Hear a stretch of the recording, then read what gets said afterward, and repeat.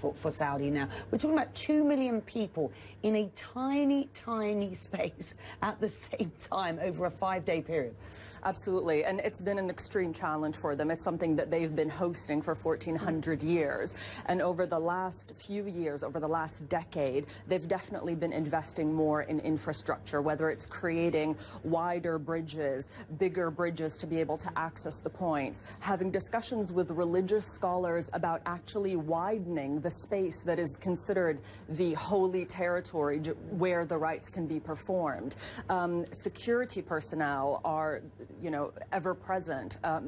Tens of thousands of medical people that have been trained, up to 1,000 security cameras covering almost literally every single spot at the Hajj. And as electronic devices become more prevalent, this year, for example, they've introduced the e-bracelet for the pilgrim so that any pilgrim can immediately be scanned and they know who they are, where they're from, where they should be staying, and what kind of medical conditions they can have. So every year they seem to be learning from the previous year, but that many people in that small a space is just bound to be a challenge.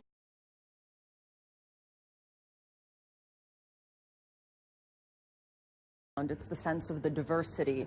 There isn't a language that isn't being spoken. There's literally people from almost every country in the world, every ethnicity. And also what strikes you, and having been to Saudi Arabia, you'll relate to this, is usually men and women are quite segregated in public spaces.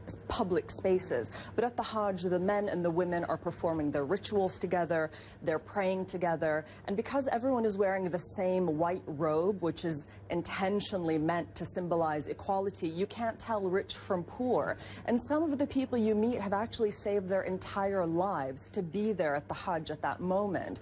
And so as journalists covering the Middle East, and this is something you definitely will be able to relate to, is we often meet people on some of the worst days of their lives, but this was a story where almost everyone you met, you were meeting on the happiest day of their life, and the tears were of tears of joy, especially today. Those pictures of yours were just seeing from Mount Arafat. That is the spiritual climax, and you do see people really crying for joy, and that for us was quite unusual and something that you can't help but be affected by.